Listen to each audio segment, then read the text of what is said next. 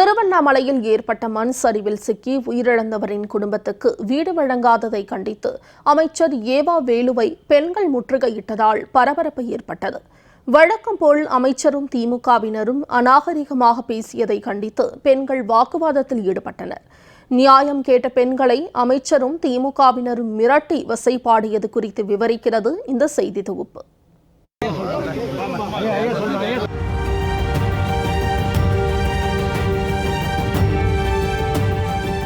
தமிழகத்தில் பெரும் சேதத்தை ஏற்படுத்திய பெஞ்சல் புயல் மற்றும் கனமழை காரணமாக கடந்த டிசம்பர் மாதம் 1ஆம் தேதி திருவண்ணாமலையில் உள்ள அருள்மிகு அருணாச்சலேஸ்வரர் திருக்கோவிலின் பின்புறம் அமைந்துள்ள 2668 அடி உயரம் கொண்ட மலையில் 40 டன் எடை கொண்ட பாறை உருண்டு மண் சரிவு ஏற்பட்டது.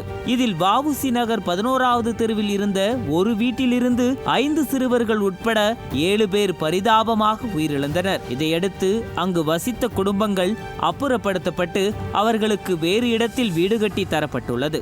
இந்த சம்பவத்தில் உயிரிழந்த ராஜ்குமாரின் குடும்பத்துக்கு வீடு ஒதுக்கப்படவில்லை என்று கூறப்படுகிறது. இந்த நிலையில் மலையில் இருந்து விழுந்த 40 டன் எடை கொண்ட பாறையை உடைத்து அப்புறப்படுத்த அப்பகுதி மக்கள் மாவட்ட நிர்வாகத்திடம் கோரிக்கை வைத்தனர். அதன் பேரில் 50 நாட்களுக்கு பிறகு கடந்த சில தினங்களாக மாவட்ட நிர்வாகத்தின் சார்பில் திருச்சியை சேர்ந்த வல்லுநர் குழுவினர் தீபமலைக்கு வருகை தந்து 40 டன் எடை கொண்ட ராட்சத பாறையில் 5 அடி ஆழத்திற்கு 225க்கும் மேற்பட்ட துளைகள் இட்டு ரசாயனத்தை பயன்படுத்தி சிறு சிறு துண்டுகளாக உடைத்து வருகின்றனர். 40 டன் எடை கொண்ட பாறையை அகற்றும் பணியை ஆய்வு செய்ய சனிக்கிழமை வந்தார் விளம்பர திமுக அரசின் பொதுப்பணித்துறை மற்றும் நெடுஞ்சாலைத்துறை அமைச்சர் ஏவா வேலு.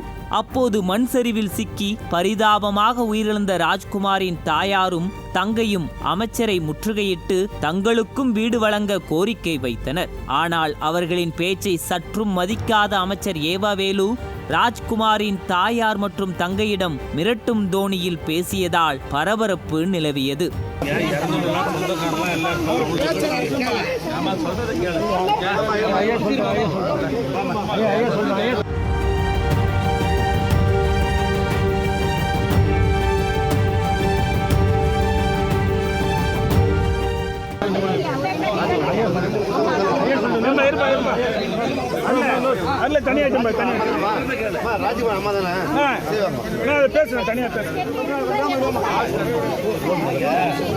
அமைச்சரின் உடனிருந்தவர்களும் போலீசாரும் ராஜ்குமாரின் தங்கை மற்றும் தாயாரை பேசவிடாமல் தடுத்து கொண்டே இருந்தனர். இதையடுத்து அங்கிருந்து அமைச்சர் நைஸாக எஸ்கேப் ஆக பாதிக்கப்பட்ட இருவரும் தங்கள் ஆதங்கத்தை வெளிப்படுத்தியபடி இருந்தனர். அங்கிருந்து ரேணுகாம்பாள் கோவில் முன்பு ராஜ்குமாரின் தாயார் அழுது புலம்பியதால் ஆத்திரமடைந்த திமுகவினர் இருவரையும் தொடர்ந்து வசைபாடினர்.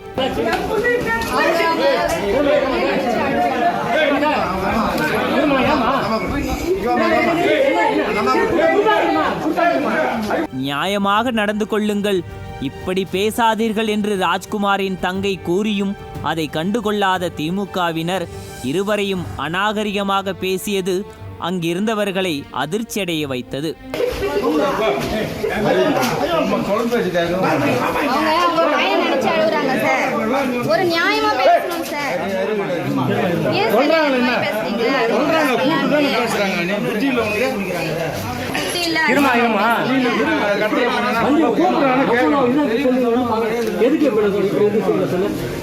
பின்னர் கண்ணீர் மல்கியபடி பேட்டியளித்த ராஜ்குமாரின் தாயார் செல்வி நிலச்சரிவில் சிக்கி உயிரிழந்த தனது மகன் பேர பிள்ளைகளின் முகத்தை கூட பார்க்க முடியவில்லை என்று கதறினார். வீடு தருவதாக அமைச்சர் கூறியிருக்கிறார், இனி அவர்களின் கையில்தான் இருக்கிறது என்று அவர் வேதனையுடன் கூறினார். ஓடி வந்தா சார், என் பிள்ளை யாருமே நாங்க பார்க்கல சார். நாங்க கண்ணால கூட பார்க்கல சார்.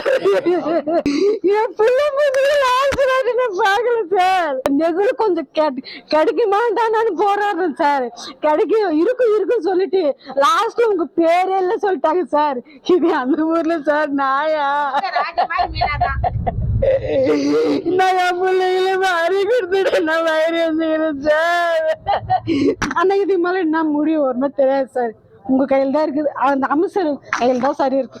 பாதிக்கப்பட்டவர்களின் குறைகளை கேட்காமல் விளம்பர திமுக அமைச்சர் ஏவாவேலுவும் அவருடன் வந்திருந்த திமுகவினரும் அநாகரிகமாக பேசி மிரட்டிய சம்பவம் பரபரப்பையும் அதிர்ச்சியையும் ஏற்படுத்தியுள்ளது.